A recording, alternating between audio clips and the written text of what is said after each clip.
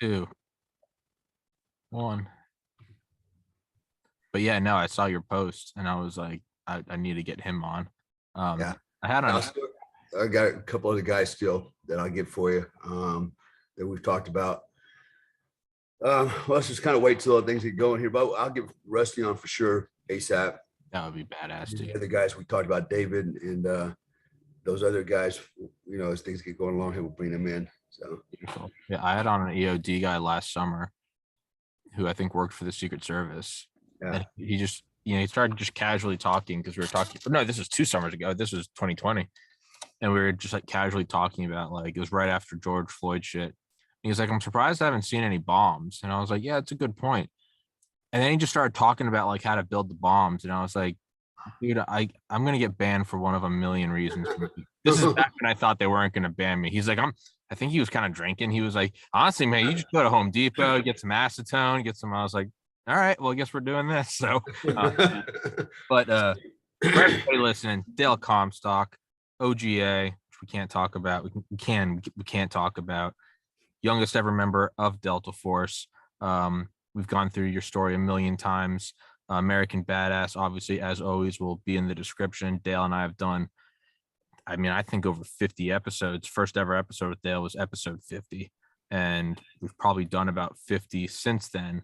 But as opposed to regaling stories about all the other badass shit you've done, I want to talk about today what you've been doing out in really California, I guess New Orleans, some of it. But real quick for all the new listeners, Dale, tell them who you are. Don't let me water down your statements.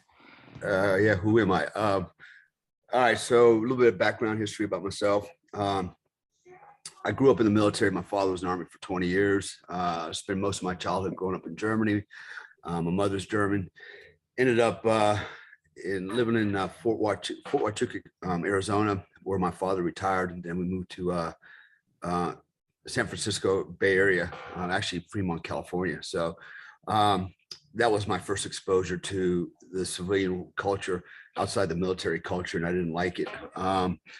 Kids were different, from the military kids, hands down.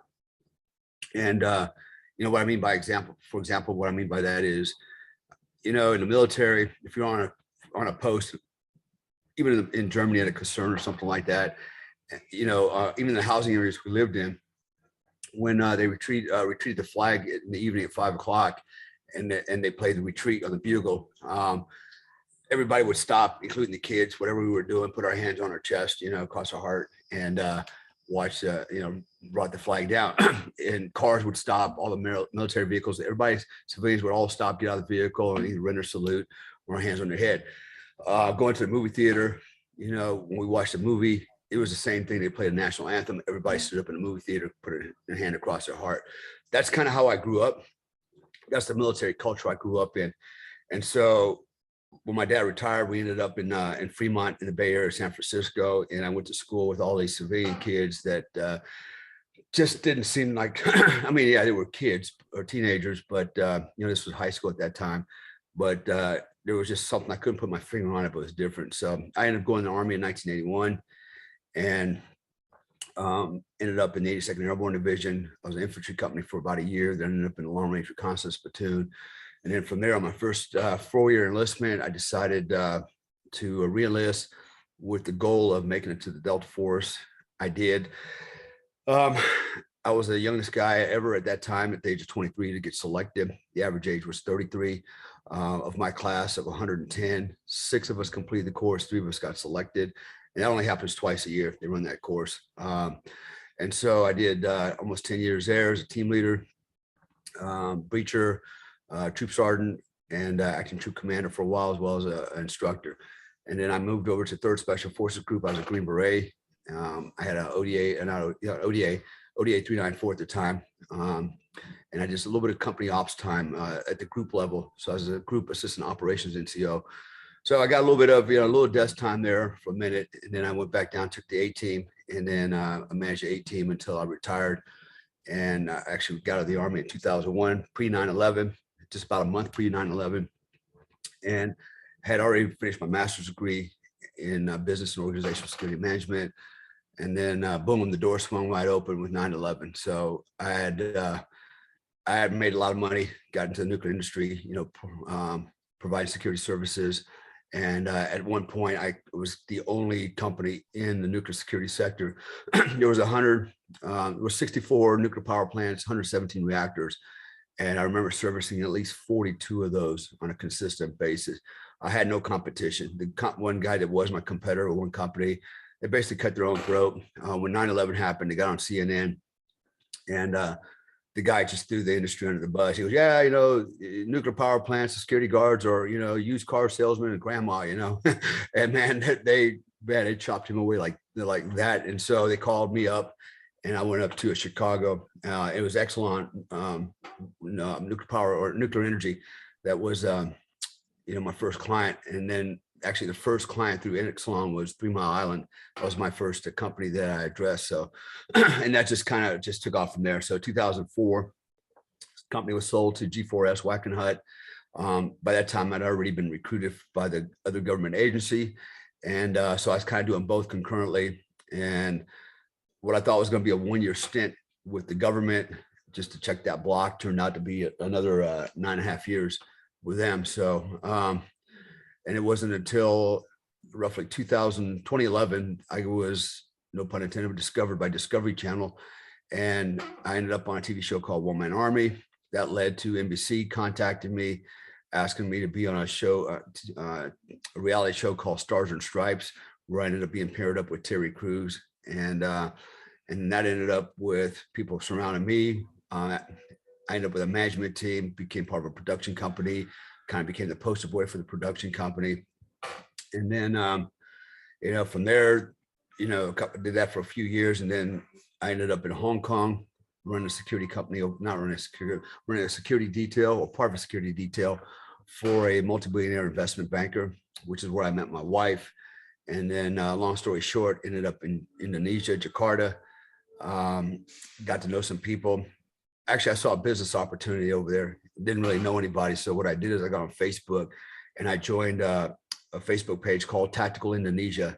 I said, hey, everybody, I'm Dale Comstock. Here's a book I wrote, just want to network. And that turned into me meeting a lot of people, to include another billionaire. And we became business partners, started my security company over there. Well, he and I started a security company. And then, basically it worked out for him. He owes me $450,000. And yeah, and I'm not going to call names and things like that. But anyways, they took advantage of me because I'm the expat. And so anyways, I ended up pulling stakes. My wife and I went to Bali 4.5 years ago. We started a company there, and we were very successful at that. We have a canine security company in Bali. So interesting thing about meeting these people through Facebook many years ago was that last night, I actually didn't realize it, but my Canadian business partner over there met one of the first guys I had met, who was an architect. He and his wife were architects, and they actually invited my wife and I out for dinner. And somehow they married up. And then it turns out, hey, I know Ogie, the guy's name's Ogie. He goes, hey, I know this guy, American Badass. He's famous over here. And so my partner was like, that's my partner. And one thing led to another. It turns out this guy owns a manufacturing company. And so they've been, discussing manufacturing products and building products, which I happen to have. And so, but here we go. We're starting to seal a business deal. So I'm going to go back next month and see where that takes us. But it's all about networking. So that's kind of my life in short. Did a lot of other stuff in between. We've talked about this before. My mercenary work in Yemen. My background in martial arts and book writing, and I do a lot of different things, wear a lot of different hats, just depending on what day of the week it is. So like today, we're going to get done here, and I'm going to go out and have a dog that I'm training, Malinois, and I'm training him to find money in narcotics. I'm actually going to do some bite work today, and he's my personal dog, but I'm also flipping dogs, training dogs, and selling them for quite a bit of money. I could train a dog in 60 to 90 days and turn around and sell them for $20,000-$30,000. And so I got a partner here also. I got a lot of business partners everywhere. So it just depends on what we're doing and who's doing what. The little things Dale leaves out: black belt, professional boxer, gold medalist, bodybuilder, author, actor, PhD, flips dogs, just some stuff, because joining Delta Force at 23 wasn't enough. And that's Dale Comstock in a nutshell, which is why I like to have you introduce yourself. But for like what you've been doing lately, can you kind of just explain, I guess, what you see as the important points or the important summaries of the work you did, I believe, in San Francisco and New Orleans, really? And for future listeners, today is Sunday, February 6, 2022. You've all seen the videos of the looting, of the, you can't get charged if it's less than $900. You have AOC saying the reason why people are stealing is so they can get bread. But then you have videos and it's people going in and stealing Gucci and Louis Vuitton and iPhones, and no one's allowed to do anything. And you see pictures of security guards just kind of standing there. They can't fucking do anything. But you have local political offices and I guess seats of power saying, we're not going to prosecute this, we're not going to do that. And what a surprise, you're seeing people take advantage of that. So can you kind of go in and, as you do with all of your fields, can you kind of give me a rundown of what you've seen, what the importance of it is? Is there anything new you're learning from it? What does it imply for the United States? What does it imply for local politics? Really just take it away. Yeah. So I'm a journeyman. So I do a lot of different things and run my own companies, my own businesses. Like I said, just depending on what day of the week it is, which hat I decide to wear that day. So back in August, I was called literally in the middle of the night by a company, said, hey, hurricane obviously in New Orleans, and we need people to pull security there. So things are going to get out of hand. So they asked me if we were willing to go down there. So I only happened to live about 5 hours away. So I literally packed my car up with everything. All my Omega Man kit, my sniper rifle, handguns, ammunition, night vision goggles, body armor, sleeping bags, food, water, threw it in the back of my BMW and drove down there and literally slept in my car for almost for more than 2 weeks, pulling security down there and living off of whatever I had in my trunk of my car. So I ended up bringing a bunch of other guys as well. And that led to the company calling me going, hey, we have an opportunity in San Francisco. There's one particular store they represent or they service, and I don't represent, but service. And it's in the heart of San Francisco, downtown Market Street.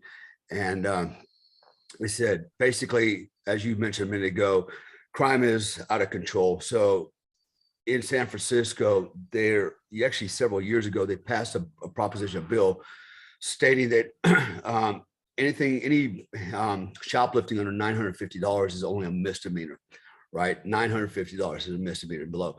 So that opened, and not only that, they weren't prosecuting any kind of, crimes, including, in fact, New York is now adopting the same policies as San Francisco. But basically you could punch a person in the face, and I've actually seen it. I seen a transient, if you will, punch the manager to a store next door and then run over to the store where I was located, shoplift, run out, and I basically follow the person out. The police were talking to the person who's just been punched. And I said, hey, that person just shoplifted from that store. And they said, well, do you want to prosecute, press charges? I'm like, well, yeah, why not? Right? Isn't that what we're supposed to do? And so they actually chased her. Now, remember, it's the same person that just punched this other person, this manager of the store. And they wrote her a citation and released her on the spot.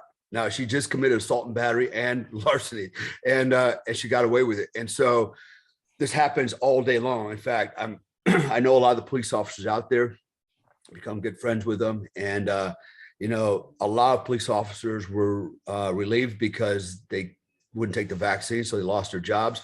So, it added to the depletion of the police force out there. The police are completely demoralized. I have meet one police officer yet that likes what's happening, is happy in his job. He's just doing it because he's been doing it. And now he's like trapped in a profession that he can't really get out. And everybody can say, well, you can get out anytime. Well, that's easier said than done. Okay. If you've invested in a profession, that's paying your mortgage, your car payments, putting your kids to school, it's not just easy to go walk away, go out, just give me another job, right? Because what if you don't get another job? So any moron out there that says, well, you just get another job is a moron. Okay. You know me, man, I'm not going to pull those punches, man. I got no tolerance for political correctness and all this other crap. So anyways, talking to, these cops, they were reluctant to do anything enforcing crime.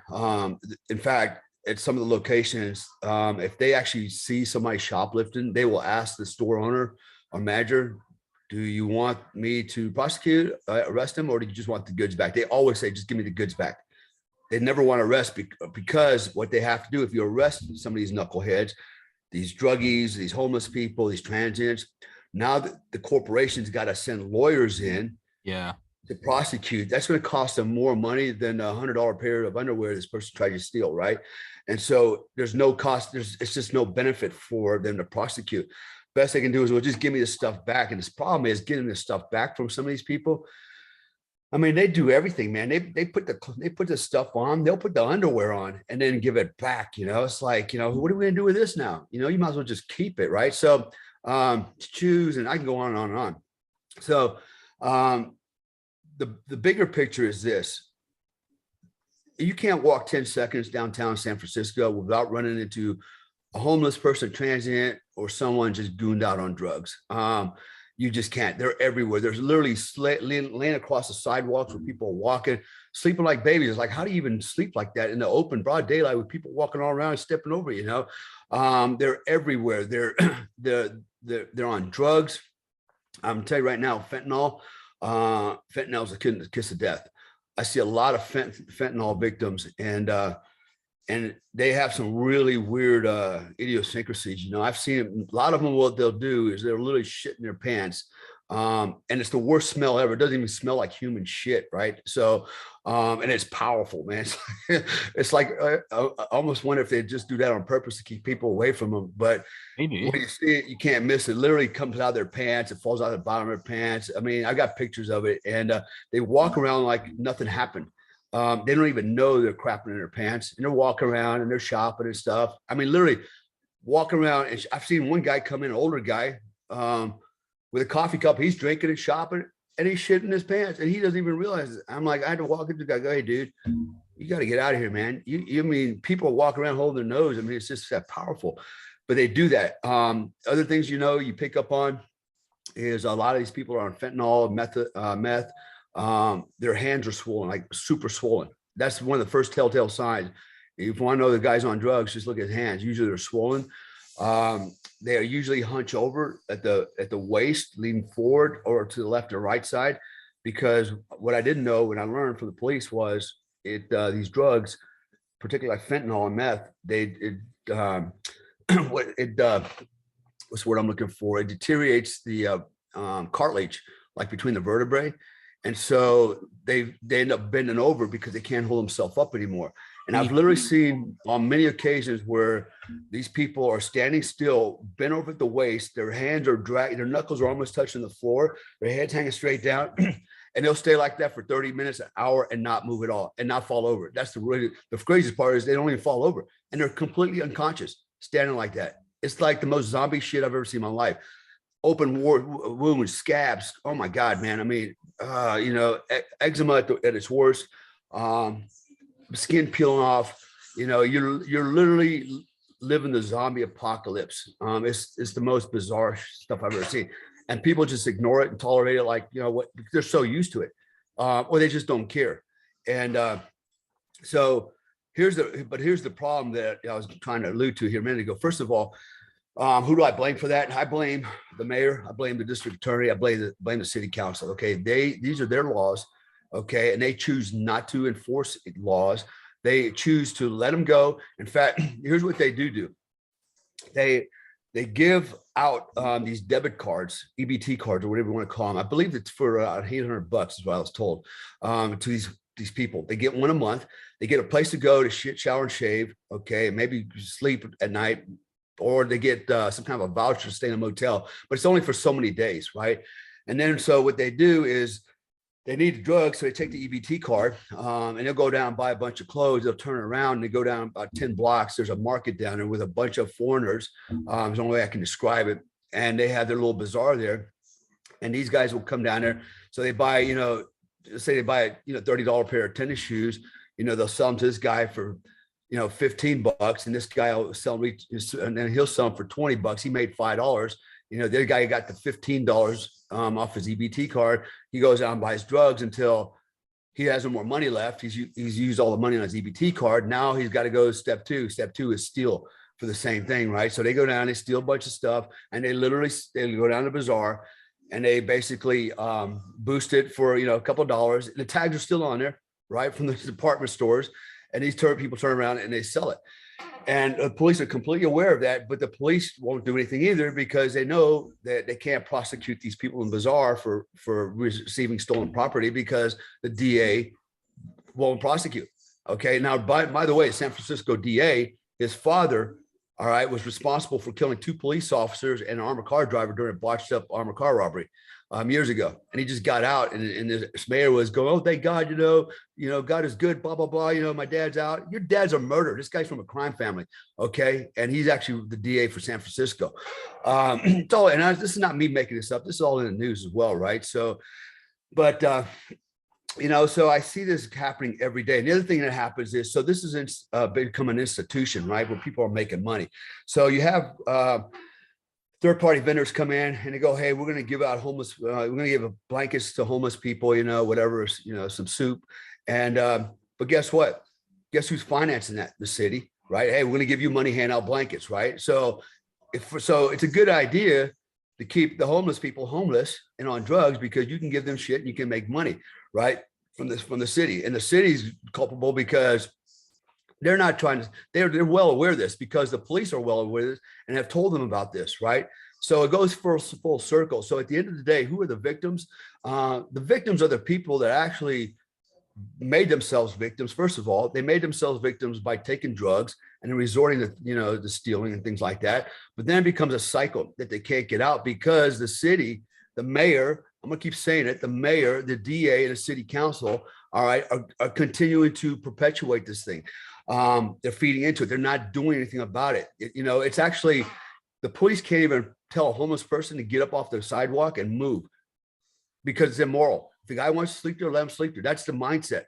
Now, interestingly, in the time that I've been out there, I've asked everybody, so, I said, "What do you guys think about this?" And nobody supports it. Nobody supports the city policies. Nobody thinks this is a good idea, and I'm like, "But you guys voted for it, and so it's like on one hand, you voted for this, you got it, and now you don't like it, but you're not doing anything about it either, right? But I have yet to meet anybody that supports it that would go, "I'm going to vote for more of this."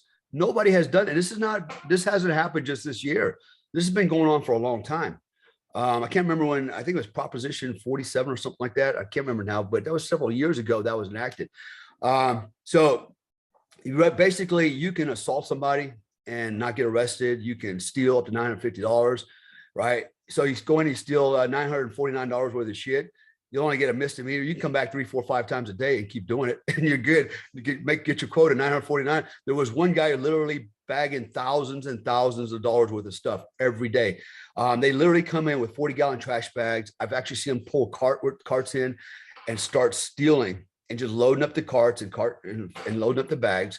And the loss prevention people can't say anything. They can't do anything. They can't touch them. They can't intercede in any way. And so these people just ignore them. Also with the police there, I've had the police there. I've been there with the police, and the police can't do anything. I mean, for the most part, won't do anything unless the store manager goes, "Hey, can you help us? Okay, what do you want me to do? You just want me to get it back, or you want me to, arrest them? Just get it back." That always sometimes turns into a fight. Okay. And then the cop's like, "You know what?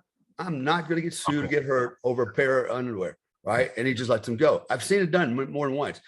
And the reason cops lose their zest to do this work is because nothing happens, right? They're just kind of, it's like the city doesn't support them. The mayor doesn't support them. The DA definitely doesn't support them. The DA is the son of a cop killer.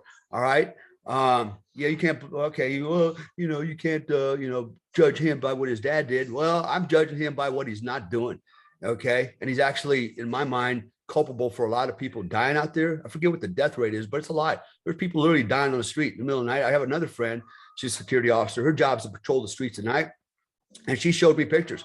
Her job is to kind of help round up the homeless people, okay, and move them to certain areas away from private property. And she's showing me pictures all the time, dead bodies laying all over the place, you know. So, you know, there's like, I don't know, there's like 10 different things they were told to ignore. Like you can actually break in somebody's house or their car, nothing's going to happen. You obviously can assault people, nothing's going to happen. While I was out there in front of my hotel, a guy got stabbed to death one night, never made the news. Okay. A lot of this stuff's being suppressed because it's just it's a bad image, and but nothing's being done about it either. And so I just read where New York, they're going to do the same thing, implement the same rules as San Francisco. So you can expect another shit show to start up there. And you know, it's interesting is I tell people all the time, you come try that crap in Panama City Beach where I live, and you're probably going to get your ass kicked, you know, stealing and doing this kind of shit that's going on up there. It's not going to be tolerated. It's a different demographic, mostly conservative. And, you know, as citizens, we're not just going to stand around and let people violate the law, break the law, and do those types of things unanswered, you know. I've had people come in from Miami and look at me and go, hey, are you going to do anything? And I'm like, I'm just standing there. I'm going, I'm doing it. What do you do? What do you mean? I go, this is all I'm allowed to do, nothing. And they go, you know, if it was in Miami, these people get their ass kicked. I go, yeah, but this is San Francisco where everybody, you know, kumbaya, loves each other, and there's no evil, except people on the right, apparently. So sadly, that's this kind of state we're at, a state of affairs in San Francisco. I think New York, Chicago, LA, there's a lot of places, Oakland, that are in the same boat, right? And, you know, Seattle, Portland, you know, this is not just an isolated, you know, event in San Francisco. It's all over the place, and it's metastasizing, right? Because of this, you know, there's this hue and cry for social justice, you know, and we got to stop picking on people and discriminating people. Let me tell you something. Everything I've seen in San Francisco, this is not meant to be racist, and it's not racist. It's just the truth. It's my observation. The biggest criminals out there that I have seen so far, especially when it comes to shoplifting, when it comes to violence, when it comes to just crime in general. All right.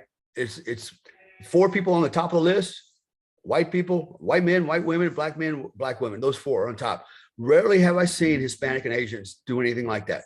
And I wonder, and I've talked to my colleagues about that. I go, you know, do you think it's because they come from a different moral fiber, maybe their religious backgrounds? Because let's face it, Asians are a little bit more very conservative. So are Hispanics because of their Catholic background. And I said, you know, all these other knuckleheads, I mean, they don't have any religion, you know, and so they do what they want, and they actually believe they're entitled to this stuff. I mean, they literally have said that. You know, I've seen guys. I stopped a guy one day. He actually had a Mike Tyson tattoo around his eyeball. Right, like the same thing, right? Big fat black guy, and he come in and he's ripping the place off, and I go, dude, I said, can't you, you know, I said, you know, that's wrong, man, you know, stealing. And he was actually pretty well dressed. He didn't look like he was homeless. He was super fat. He goes, I'm homeless, man, so I have to do this. I go, no, you don't have to do this. And I said, and for a homeless guy, you're pretty healthy. You know, I mean, unless you eat your own home or something, you're pretty fucking fat, you know? And so, you know, but they make these excuses about, you know, because I'm homeless or whatever, I'm entitled. And they told me nobody will give me a job, you know? And I was like, bullshit. I said, they're hiring you in the store right now. I said, clean up your shit, you know, get your life right. And I said, you can get a job. There's jobs everywhere, you know? But what it's become is we've become a society of entitlements, man, where people feel like, you know, somebody's supposed to give them money. You know, and if they don't get their way in life because they're lazy, it's somebody else's fault. But you know, I'm living it every day, and I'm trying to be a student and trying to figure out what is going on here. What are the root causes? And it always, to me, comes back to, you know, a couple of areas. One is the government, city government. Okay, actually the state government. What's the bucket? Newsom's just as culpable. It goes back to one, government. 2, it goes back to all the social justice warriors, the liberals out there that think that everybody should, have a fair chance and you shouldn't discriminate because a guy's shitting in his pants because he's taking drugs and sleeping on the street. You shouldn't discriminate against a woman. I watched a woman walk up and punch a little Chinese lady in the back of the head. Jesus. Right out of the blue, just watch him punch her in the back of the head. The woman fell out in front of a car, almost got run over. And then she turned around, and kicked another white lady right between the legs. Right. And I'm like, what? And she tried to come into the store while I was standing there. I stopped her at the door. She backed off and ran back out. But there's no accountability, no culpability. So one, I feel like it's being sanctioned by the city. Two, it's also, I think, it's something. It has its origins as well in the family life and home life. Okay. I mean, most people that are raised properly with responsible parents, and you don't have to have two responsible parents. Even if you have one parent, they can be responsible. I think that's part of it, is the breakdown of the family structure. The government, the breakdown of the government, we'll put it that way too. I think those are two of the main reasons. And then, drugs are just, you can literally in San Francisco, and this is no lie, you can literally, I've seen it happen many, many times. People literally shoot up heroin, smoke crack, cocaine, take meth, fentanyl right there in public, in the stores. And nobody says, even the police will say, just get out. Won't even arrest them. Just get out of here. Don't go do that somewhere else. These people are allowed to get goosed up on drugs and do whatever they want, whenever they want. I've seen people literally having sex, literally pulling their pants down right there in front of everybody, just having sex. I've seen male homosexuals in the men's dressing rooms up there having sex. Then they defecate and urinate on the floor like it's a toilet. I've seen people literally pull down their pants in the middle of stores and just squat into their hand and then start throwing it at people and then wiping it all over the windows. This is the kind of depravity I see literally every day without exception, just in one location where I'm at as a consultant. So, this is coming to America if it doesn't stop, and I'll tell you what, man, I don't know, what I was told as well is, when it comes election time, these politicians, they send their little troopers down to get all these homeless people and drug addicts to vote for them, because I don't know anybody with any common sense that would vote for anything like that, because people are refusing to come downtown to shop anymore. In fact, San Francisco they're banning it. I mean, they're jumping ship. All the stores are starting to close. And people are leaving the city. They don't want to be there because it's dangerous. I mean, poor women are walking around just, looking over their shoulder constantly, because there are literally these dudes and these crazy people everywhere. You can't walk 10 seconds without running into one. Oh yeah, screaming and hollering. I mean, that's another side effect from these drugs.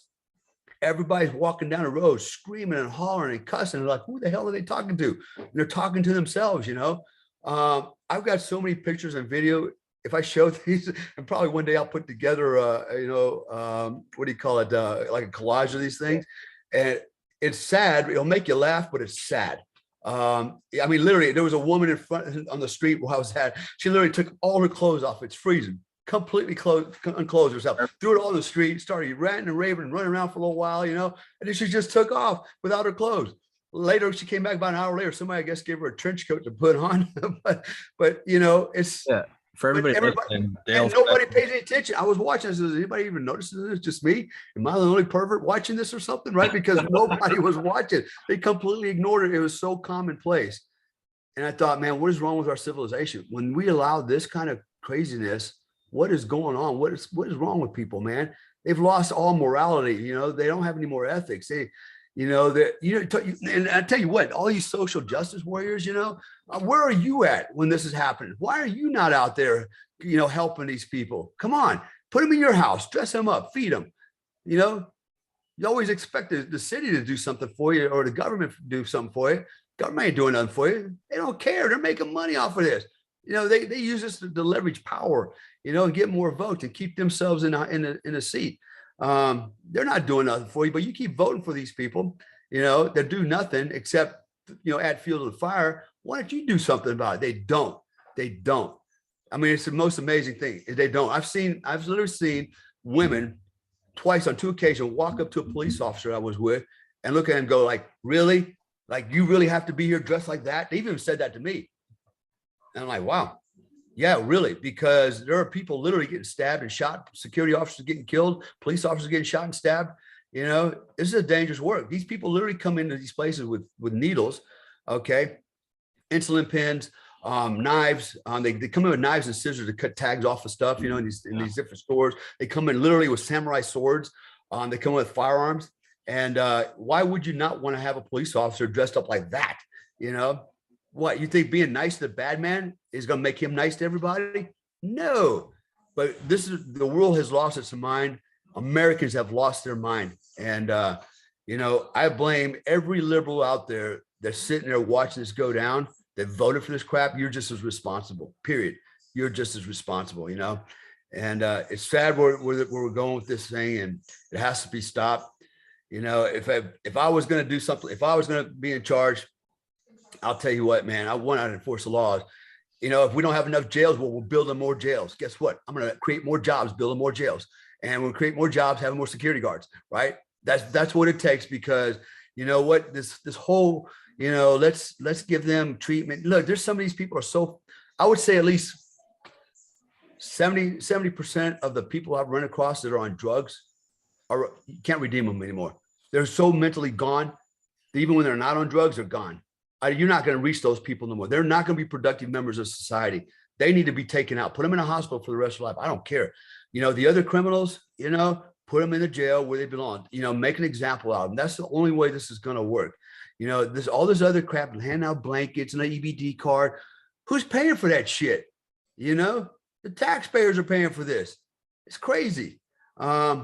Me, I'm like, let's enforce the laws. Let's get more police officers and let's crack down on this crime, because nowhere in history, you show me any time in history where being nice to the bad guys, being nice to criminals has converted and made them into good people and productive citizens. It doesn't work like that.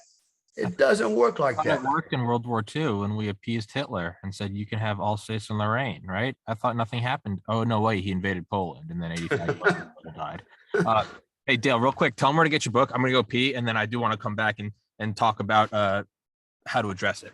Tell them where to get the book, your personal training, all that good shit. Yeah, so my book, American Badass, you can get it on Amazon.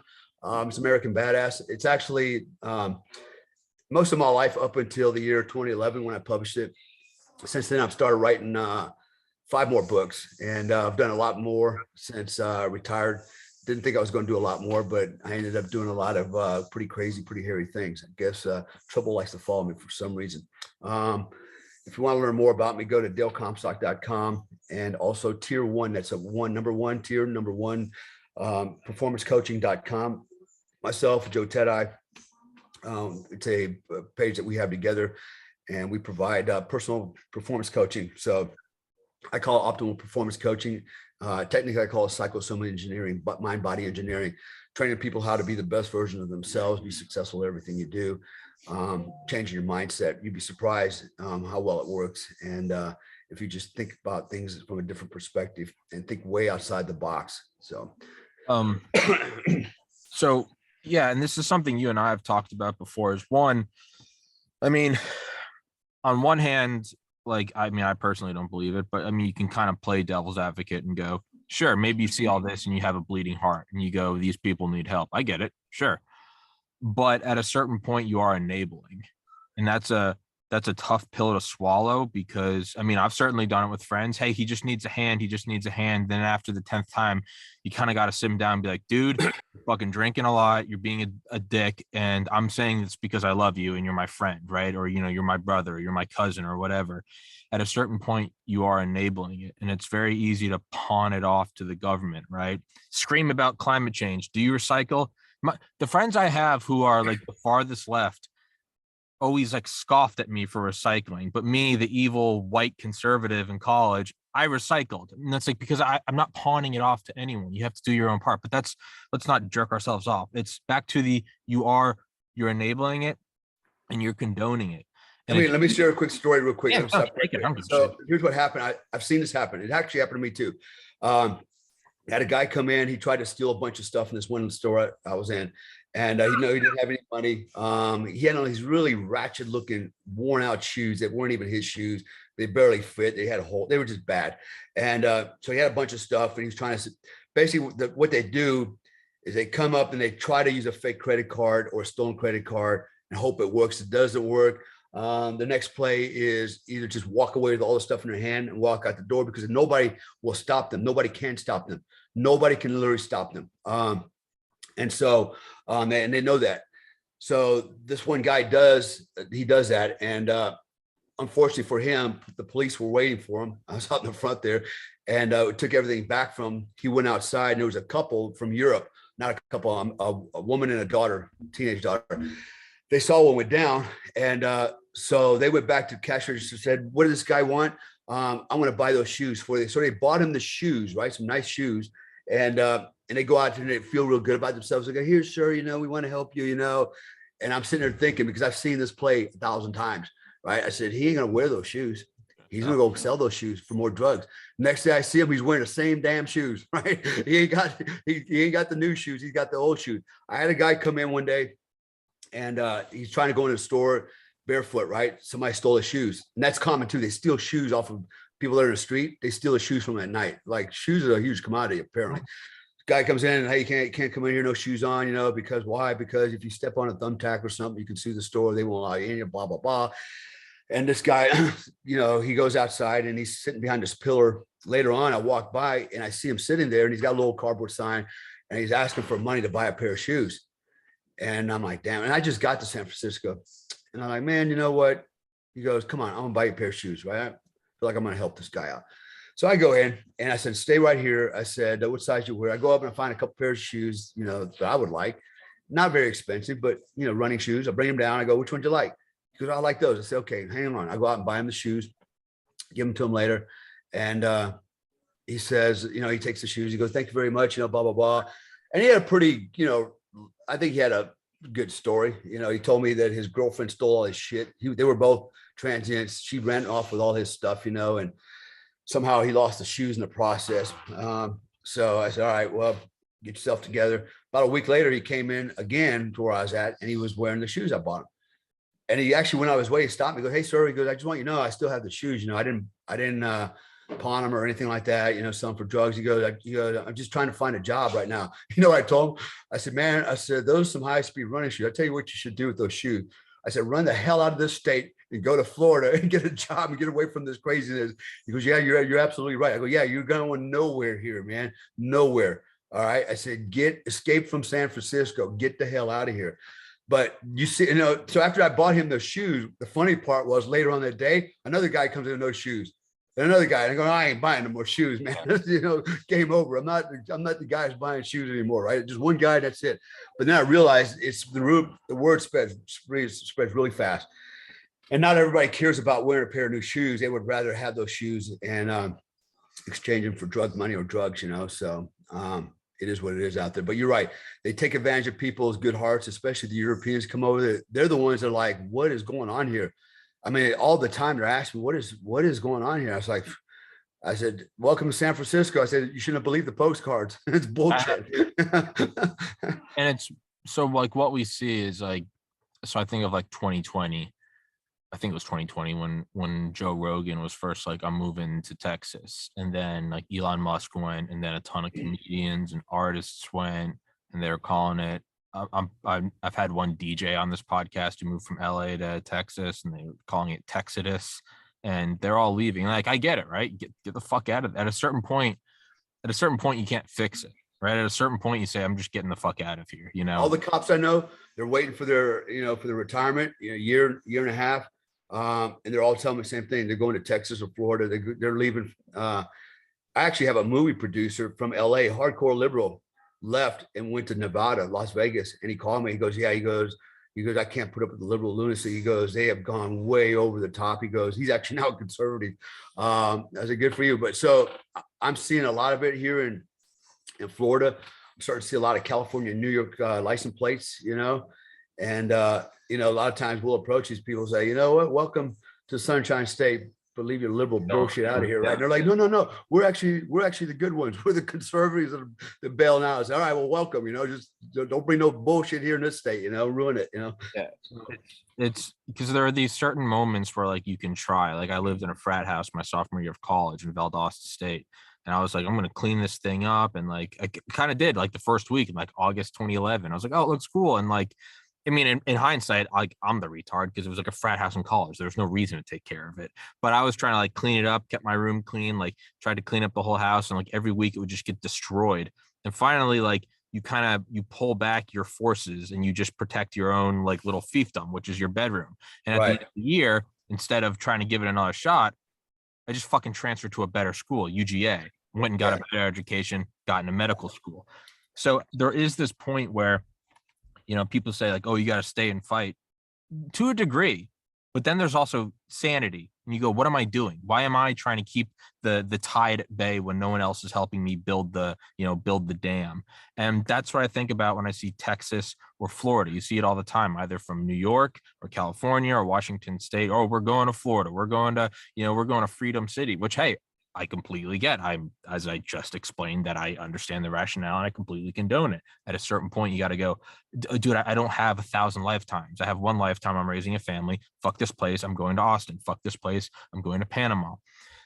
However, once you make that move, you also have to understand that you can only hop from place to place so many times. You can only jump from branch to branch to branch, like a monkey swinging across trees before you have to realize like the forest does end. And that's what I think you and I have talked about before. I've talked about this with people in Texas and Florida about local politics. Like you have to enact change so that this doesn't come here, because the people say that it will never come here. If 30 years ago you had said this is coming to San Francisco, some people might have said, oh yeah, no, watch, it'll happen. The vast majority of people, and I would argue to say probably even you and I, if someone came up to us and said, this is what's going to be happening in 2022, we'd be like, okay, you're kind of exaggerating. Like, I get it. It's a hippie shithole, but it's not going to be that bad. Yet it is. So the people that say, not Panama, not Austin, this is different. This is America. Just you fucking wait, because it will seep there. So my point of saying that is, and this is why I always tell people to get involved locally. You have to get involved now and enact the laws that say we can't do this. You can't. No, the thing that is making this good is the strict rules. It is the rule of law. It is why the society is rigid in a certain way. And yeah, it's going to seem unpopular, but the things that were popular, freedom for everybody, we're not going to prosecute anyone, that leads to a shithole, a quite literal fecal infested shithole, versus something like Florida or Texas, where it's like, this is the real America. And it is. But people now, instead of waiting 20 years, an ounce of prevention is better than a pound of cure, right? Start putting the rules in now. Like you said, if this was Panama, hey man, if they're gone, yeah, they got to go to jail. Maybe they're mentally ill. Okay, start building fucking mental illness facilities, like the ones that Reagan dissolved in the 80s. I wonder what precedent that started. Rebuild that. Well, there's too many people. Build private fucking prisons. And I get the idea, we can't incarcerate the whole world. We don't want to be a police state. But on the other side, what you're punishing is law-abiding people that just want to open a store in downtown San Francisco, and not even just a guy like me and we want to raise a family in the city. No, what about the hard-working fucking immigrants who got here through hell and now they're here and they've got their strong values, they're chasing the American dreams, and then they're getting cold cocked by some fat ungrateful American who's saying, I deserve this. Yeah. That is what I mean. And things like, and that's where I said, is you were saying earlier, like if that shit ever came to Panama City, not Panama where Dale operated, Modelo prison, but like Panama City, like what would you do, or what would you say to someone? Because someone like you don't give a shit about saying what needs to be said. What would you say to someone in Panama City or Miami or Sarasota or Austin for that matter? But you live in Florida, so that's why I'm using Florida. What would you say what are the things that need to be drawn so that this doesn't happen? Well, So you said a minute ago, people say, well, just, fight for, whatever where you live. The problem is you have to fight a system, and the system is rigged against us, right? So the system in San Francisco is rigged against the population. Certain sector of the population voted for shit. It got enacted. Certain people got in a seat, in power, and now they're protected, and they built a system that insulates them, right, from change. And so one man can fight the system, but really it takes a collective mind and a strategy to fight a system. So there's nothing like that. Every guy that's tried to rise up and do that, for example, what's his name, Elders, right, tried to run for that against Newsom. Here's a guy that, which was amazing, was, all right, so he's everything that embodies, what, the social justice and the left says, we're fighting for. He's a black man. Okay. He's trying to go up into a leadership position. He's trying to make a positive change. And what happens? They're calling them monkeys. They're wearing monkey masks and attacking him, right? It's like, so what they've done is they've made it very clear again that the left is not about social justice. The left is about communism. The left is, and by the way, you say, oh, socialism and communism is different. No, it's not actually. Socialism is where people freely give up their freedoms and will to the government, whereas communism, the government takes it from you, right? So we're making it easy. I'd rather they have to come and take it from me by force than me just hand it over, but the left is willing to hand it over. So, we are fighting a war within, it's a war, a battle of the minds. And what happens is there's certain people that have managed to inculcate many on the left to believing certain things, like, conservatives are fascists, and, and are you kidding me? Are you kidding me? But they've got them so brainwashed into believing that we're not going to be able to change that mentality. I don't think anytime soon. In fact, it was Hitler, I believe, that said, if you tell a lie enough times within 60 to 90 days, it becomes a fact. And no matter how much truth you lay out in front of a person, they won't believe, right? That cognitive dissonance. And that's where we're at, man. These guys have been thoroughly brainwashed over the last couple of years, particularly with COVID. COVID drove it home, but it was already in process since Obama started. And now what we have is, we have a battle between minds, and the left is they're not gonna, so unless something personally happens to them, they're not going to change. Another story, I was in the store and I was standing there, and a black woman walks in, and she's a younger, probably in her 20s, mid-20s. And she stops, looks at me. She goes, "Is that your police car out there?" I go, "No, that's not mine." She goes, "Oh my gosh." She goes, "Can I get a picture with you?" I said, "Sure." So we took a picture, right? And she goes, "I'm from Atlanta." And she goes, "I'm a Democrat." She goes, "But I got to be honest with you." And these were her words, not me making it up. She goes, "I believe if there was a conservative government here, none of this would be happening here." I go, "But you're still a Democrat." So what makes you think it's not going to happen in Atlanta, right? Yeah. It's like a cancer. It's once it becomes accepted, like it has been for so long, it's just going to, and now you got these little cancer cells, right? These little leftists running to Austin, Texas, and running around the country and planting seeds, right? And to your point earlier, you've got an enclave of liberals in Texas surrounded by conservatives. But what's to say that, and not to say that, in a few years, 10 years, 15 years, 20 years, that group of leftists, in Austin suddenly start branching out and getting bigger and stronger and becoming a bigger demographic. And now suddenly they are the prominent party in Texas. Now we've just turned Texas into another liberal shithole, right? How do we stop all that stuff? And that's where, first of all, having the right people in the seat that are not afraid of, being politically correct, and being judged because their opinion is different from everybody else's. We need guys up there that are willing to stand up and take the heat, but nonetheless maintain their poise through all of this and go, "No, this is the law. This is the Constitution, and we are going to abide by it. We are going to enforce it. All right. Fuck your feelings. All right. You know what? If you're that emotional about shit, why don't you get off your lazy ass? All right. Spend your money and help these people and get these people right. Why don't you do your part? and stop relying on the government. And so if I'm in that seat, you bet your damn ass, you know, we're going to abide by the rules, by the laws. All right. Everything that stems from the U.S. Constitution, we're not going to deviate shit to accommodate some freaking left wing, you know, group that has some special interests. You know, what we're going to do is enforce the laws for the collective, the bigger collective. All right. The more important collective. You know, we have made a huge mistake, man. Not we, they. So when COVID started, all right, this should have been obvious to anybody with a live brain cell. All right, that didn't have their fucking nose in a fucking video game on TV and shit and fucking just completely oblivious what's going on around them. You know, what we have done was go, oh my God, we got a COVID, we got a virus, okay, which by the way, we even knew back then at a high survivability rate, but we made this something, we turned this into a monster. We turned this into a boogeyman.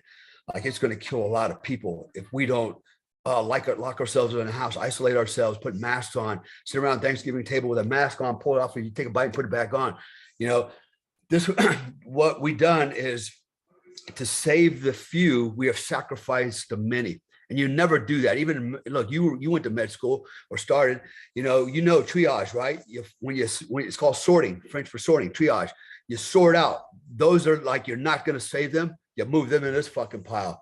All right. Then you got these over here that are pretty bad off, but we can save them. And you got this pile over here. They're not so bad off. They can hang out for a while till we take care of the second group, right?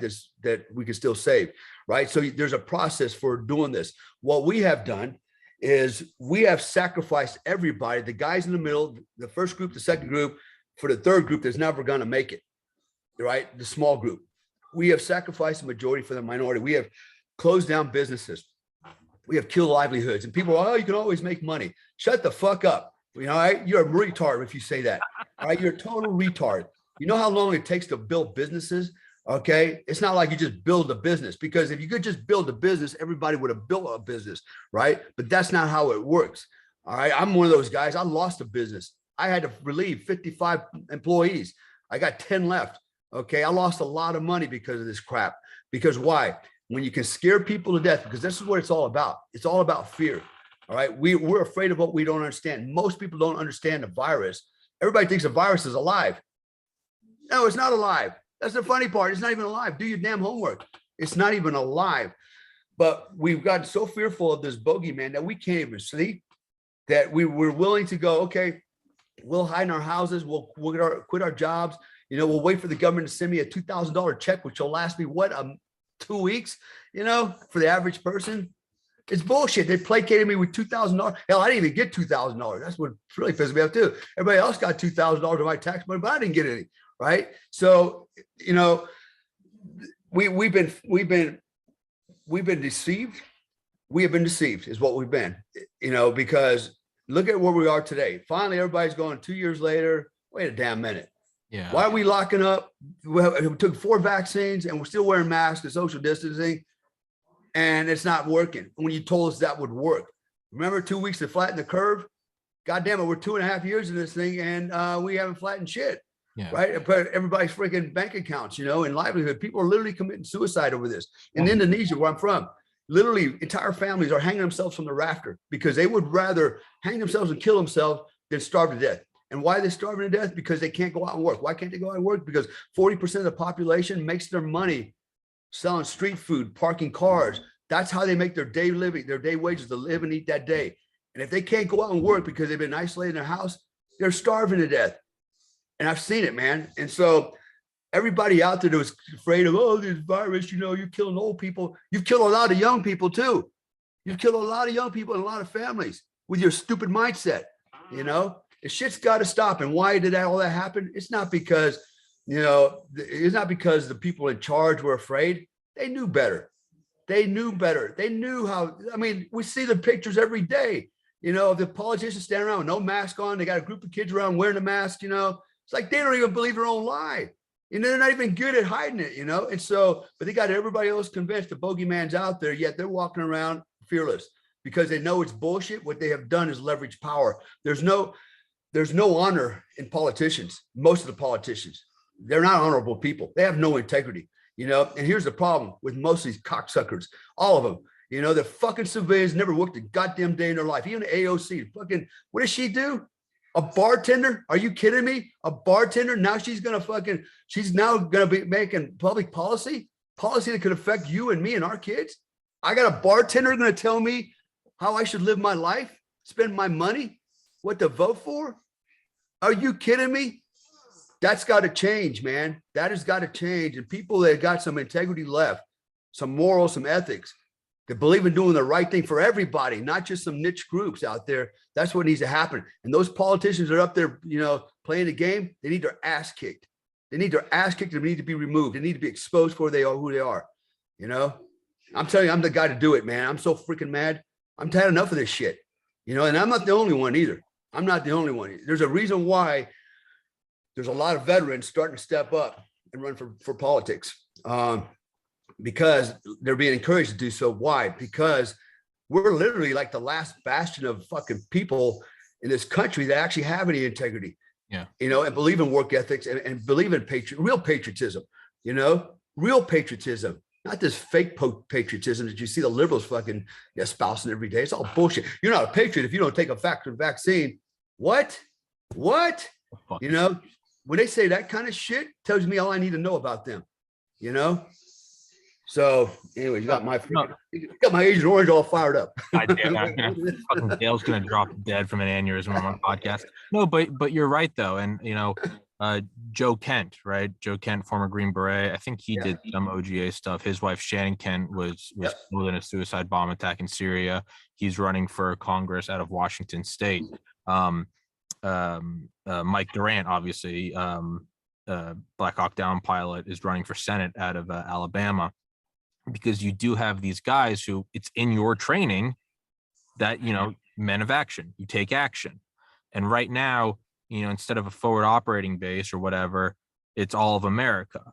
It's just much bigger. It still has Beyond the Wire, which is the borders, right? We still have everything, but you're realizing no one else is doing anything, and there's like incoming mortar rounds. Eventually you have to stand up, and people always say, oh, I don't want to run for politics, I don't want to be that guy. And for a long time that was kind of like an admirable take, right? Because it'd be like, politicians are crooks. So if you said to someone you should run for politics, like, dude, fuck that, I don't want to do that, and we would applaud it, right? Because like, yeah, I'm not a little demon. But now you're starting to see the opposite of guys like Durant or Kent, who they don't fucking want to do this. This isn't where they fit in. Durant has a lucrative defense contracting. Joe Kent belongs covered in camo, sniping motherfuckers. Like, he doesn't belong in a suit talking to people at town halls. But as Kent said, when his two little sons grow up and the country is a complete communist dystopia, what is he going to say? I'm sorry, I was doing something else. And so you have these guys like Durant, who they're more of a, just take the Black Hawk in under cover of night. He doesn't want to be out there doing radio addresses, but he's understanding that this is what we have to do now. One of the Delta Force operators from Operation Gothic Serpent, I forget which one it is. When he retired, he actually went and became a pharmacist, because he realized his veteran brothers were giving in to pills after they retired, and a lot of them were. Yeah. And he went and became a pharmacist. And to me, I always like. He's actually an MD down here in Florida. Yeah. Okay. I chat with him every now and then, but yeah, he went to med school, but he is doing that. He's helping veterans. But that's my point. Is I've always viewed that as like, to me, that was like, not that I have any place to say it, but to me, like, that is like, that's Delta Force. It's like, okay, during this age group, it was about going out and operating, and now it takes on a completely new thing. But what are you doing? You're still helping out the guy to your left and your right, but now it's with a white coat and a textbook. So when all these veterans start running for office, that's what I see it as. Is I'm like, yeah, it's not the sexy fucking going in with nods and C4, but it's the job that's presenting itself, and it's the job we have to do. I don't give a fuck about COVID, but what am I doing? I'm interviewing these doctors, and then I'm putting them in touch with these guys running for Congress so that they can get FaceTime with them and use it for their campaign trails. Is it what I want to do? No, but it's what I'm going to do because it's a little bit that I can do. So that's kind of my logic, because we really, if we don't do anything, we get what we fucking deserve. Voting for it's bad enough if you vote for that San Francisco shit. But if guys like you or me just sit around and we just do podcasts and bitch about it, we're not any fucking better. We're really not. We're going, well, I don't want to do politics. Well, then fuck off. Stop complaining. So that's kind of my logic too, is. But you made a point, you know, nobody ever wants to get into politics because they look down on politicians. All right. Because we all think they're scumbags, right? They are. But we tolerate them for some reason, right? Because we don't want to be inconvenienced and disrupt our lives, you know, getting involved in that shit. So, you know, how many people have told you, I don't pay attention to politics, you know? Yeah, good for you. Keep not paying attention and see how that works out for you in the end, right? In the end, you're gonna go, what happened?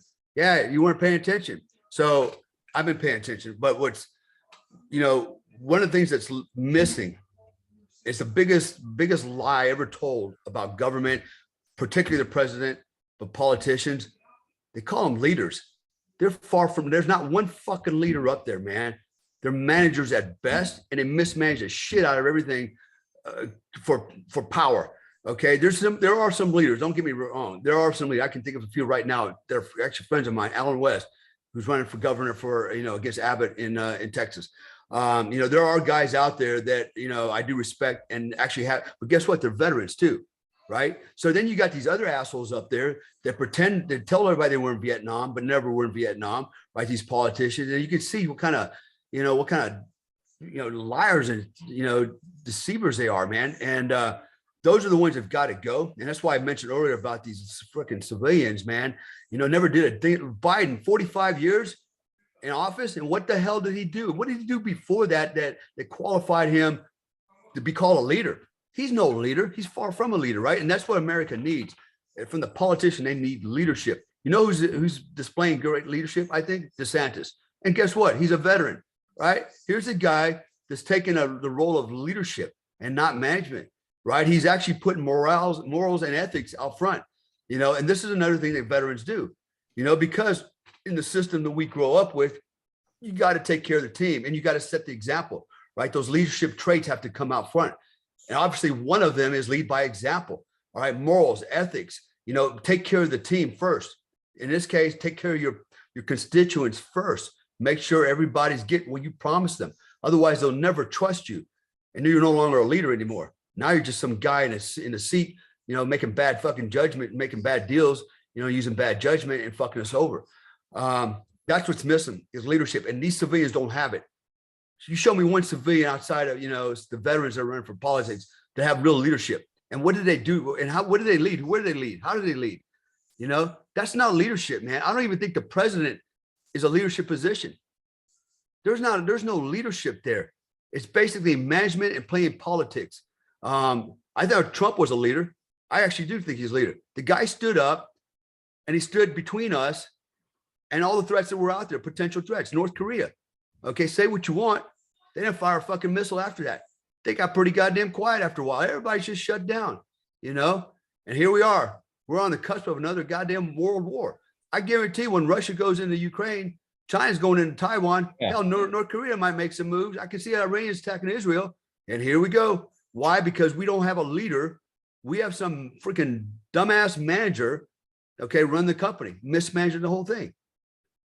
So that's got to change. The mindset. We can't be voting for politicians, man. We need to be voting for real leadership. And real leadership, it's hard to find.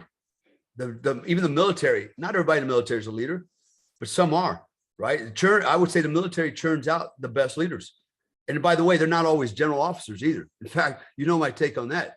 I think the best leaders in the military are what? Your non-commissioned officers, your sergeants and majors, right? Your master sergeant, your sergeant first class, even your corporal. Even your corporal is the best leader. Those are the kind of men we need. But guys that have, or women, that have that leadership, that the leadership traits, the leadership drive experience, but also know how to balance that with, you know, doing the right thing, morality and ethics. You know, you can't be taught leadership. You have to have it. You can be taught leadership traits, you know, and build on what you have. But true leaders, I think, are born, right? And true leaders can be taught laws and all the nuances of being in the government, you know, and politics. But it's hard to take a guy that's a manager who knows all this, a politician knows all this stuff about, you know, politics, You go, we need you to be a leader and learn that. Good luck with that shit, you know? So anyways, Yeah, no, it's no, but it is true. But I think more importantly is if we don't do anything, we get what we fucking deserve. yeah, absolutely. We just do. I agree. And that's, you know, and that's what it comes down to at the end of the day. It ain't sexy. Nobody wants to do this job because it's dirty. Nobody wants the personal attacks. They know it's part of the politics, which is funny, right? It's like this politics is like this thing. You have to endure certain indignities and humiliation and personal attacks to be a politician, because it's savage, only because we allow it to be savage. You know, there's no more respect. You know, a guy can't go up there and run for a political office without all his laundry being dragged out, you know, and his history. And I would argue, you know, just because a guy's got some dirty laundry doesn't mean that he's not a leader, and doesn't mean that that's behind him and past him, you know. For example, you know, if they were to come at me, go, oh, you know, you did this, you did that, you blah, blah, blah. I'd say, you know what? It doesn't matter what I did, because what I'm doing today is not for me. It's for you, right? I'm doing it for you. So, you know, and this is what I want to do for you, not what I want to do for me. And that's where most politicians fail. They come in and they lie to tell people what they're going to do for them, but actually what they're doing is for themselves. You know, that's what it comes down to. They're just doing it for themselves. I don't give a shit. You know, I'm like you. I just want to take care of my kids, future generations, you know, and the kids, future generations, not just mine, but all future generations in this country, because we are being watered down to the point where you better hope we don't go to Ukraine. We're going to get our ass kicked. Yeah. We are going to get our ass kicked. We are going to get our ass kicked. Period. We're going to get our ass kicked. God, you know, God bless some U.S. military. You know, they can fight, but even that system has been broken. We saw what happened in Afghanistan. All right. We got piss poor leadership at the very top. Those guys are not leaders, by the way. They're generals. Everybody go, they're leaders. No, they're generals. They're managers. They're like corporate executives.